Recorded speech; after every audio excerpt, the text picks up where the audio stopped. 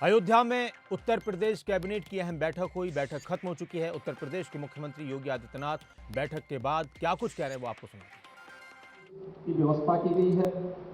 तीसरा, सुख तीर्थ विकास परिषद। हम सब जानते हैं श्रीमद् भागवत महापुराण की पहली कथा सुख तीर्थ में हुई थी। मुजफ्फरनगर जनपद में पवित्र तीर्थ है और जहां पे राजा परीक्षित को सुखदेव ऋषि ने पहली भागवत की कथा वहां पे सुनाई थी और जिसके कारण उन्हें मोक्ष प्राप्त हुआ था। उसे एक तीर्थ विकास परिषद के रूप में विकसित करने के लिए हमारी सरकार ने वहां पे गंगा की धारा को लाने में सफलता प्राप्त की है और अब उसे तीर्थ विकास परिषद के माध्यम से आगे बढ़ाने का कार्य करने जा रहे हैं। यह भी यहां पे निर्णय लिया गया। अयोध्या में 25 एकड़ भूमि, यहां पर माझा जमथरा में आज हम लोगों ने मंदिर म्यूजियम के लिए भारत के अंदर, जब अयोध्या धाम में कोई दर्शन करने के लिए आएगा तो आदरणीय प्रधानमंत्री जी की का विजन है कि वह दर्शन करने के साथ साथ भारत की मंदिरों के वास्तु के बारे में भी जाने। अलग अलग कालखंड में किस किस प्रकार के मंदिर बने थे, उत्तर में, दक्षिण में, पूरब में, पश्चिम में, मध्य यूपी में, उन सभी मंदिर म्यूजियम के माध्यम से हम श्रद्धालुजनों और पर्यटकों के सामने रख सके, मंदिर इतिहास के बारे में एक जानकारी दे सके।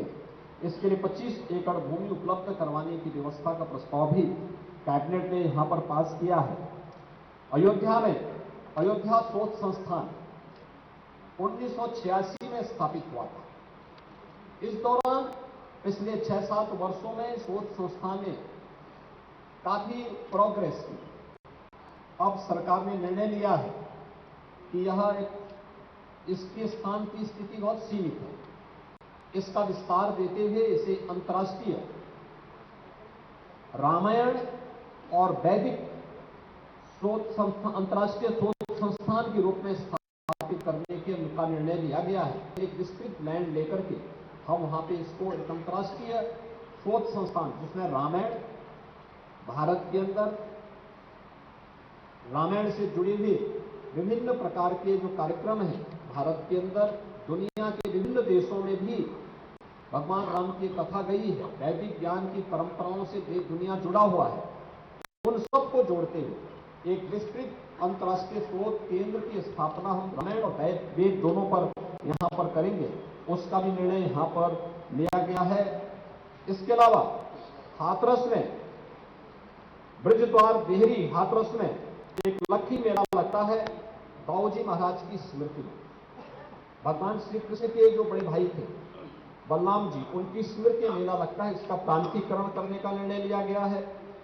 अयोध्या में जितने भी मेले लगेंगे, चाहे वह कार्तिक मेला लगता है, रामनवमी का मेला लगता है, देव दीपावली का आपका दीपोत्सव का कार्यक्रम है, या फिर मकर संक्रांति और बसंत पंचमी का मेला, इन सबको प्रांतीयकरण करने, यानी राज्य सरकार इन सभी में स्थानीय प्रशासन को भरपूर सहयोग करती थी, लेकिन आने वाले समय में फंड की प्रॉब्लम न होने पाए, इसकी समस्या न होने पाए, यह भी आज कैबिनेट ने यहां पर लिया है।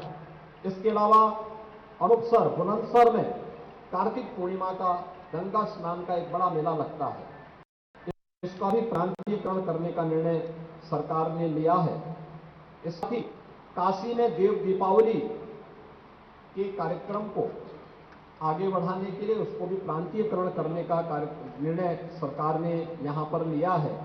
और प्रदेश ने, इसके अलावा उत्तर प्रदेश में सोगी बरवा, ये महाराजगंज जिले में नेपाल बॉर्डर से उत्तर प्रदेश और नेपाल तक पूरा विस्तृत एक वन्य क्षेत्र है।